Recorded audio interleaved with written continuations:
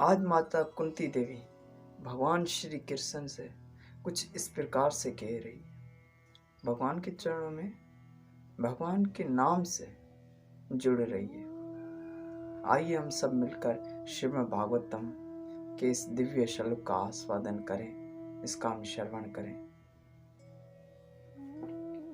न एयं शोभेशय तत्र यथे धान्यं गदाधर तो पदेर अंकिता भाति सोलक्ष विलक्षति। माता कुंती देवी क्या कहती है कि हे श्री कृष्ण, हे गोविंद, हे गदाधर। यहाँ पर भक्तजन दिव्य नाम आया है भगवान का, श्री गदाधर। श्री गदाधर भक्तजन कहती है कि इस वक्त आप पूरे जगत में एक बादशाहों के लिए, राजाओं के लिए एक नक्श है।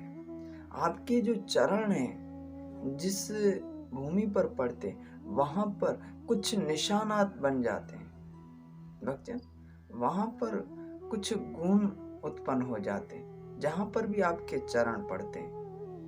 माता कुंती देवी इस श्लोक के माध्यम से ही हमें ये समझा रही है कि भगवान के चरण कहीं पर भी पड़े तो वहीं पर स्वरूप बन जाते हैं। उसी श्लोक का आज श्रील प्रभुपाद हमें इस तात्पर्य में समझाते हैं कि भगवान के कदमों में कुछ विशेष रूप से निशान होते भक्तजन, जिनके सबब दूसरे मुख्तलिफ लोग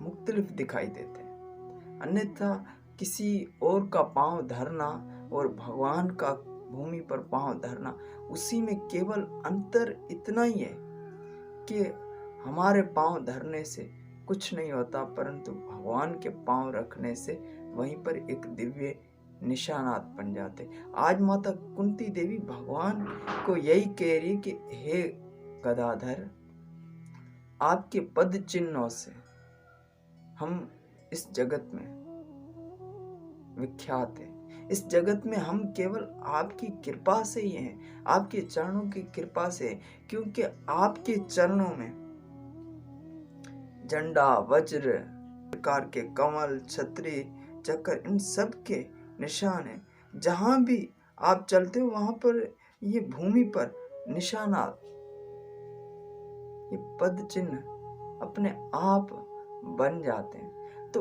उसी भाव से भक्तजन अब इस श्लोक से माता कुंती देवी हमें समझाती है कि भगवान के चरण क्या है, भगवान के चरण हैं क्या। भगवान के चरण हैं संतों के मस्तक। जो आप संत के, किसी साधु के, किसी गुरु के, किसी वैष्णव के मस्तक पर जो तिलक देखते हो, यही भगवान के चरण है भक्तजन। भगवान के चरण संतों के मस्तक हैं और संतों के चरण आपके और हमारे मस्तक पर हो।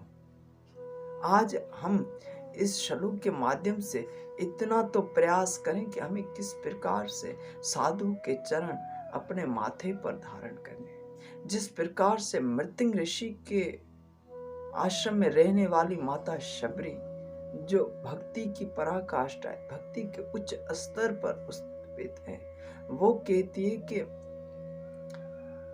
मुझे आम लोग भक्त नहीं कहते हैं। जो भक्त हैं, मृत्यु ऋषि के आश्रम में रहने वाले जो भी ऋषि मुनि है, वो माता शबरी को भक्त कहकर बुलाते हैं।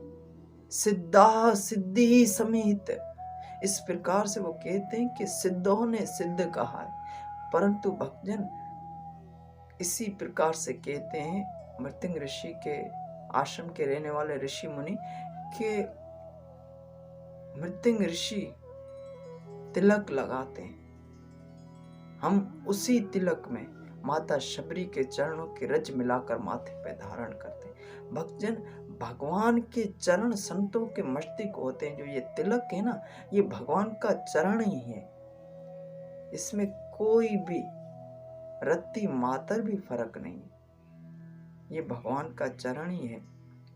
और भक्तजन इसी चरण के साथ साथ हमें उन साधुओं के चरण अपने मस्तिष्क पर रखने, उन साधुओं की शरण लेनी है। उनके चरणों का आश्रय लेकर हम इस भाव प्रवाह से बच सकते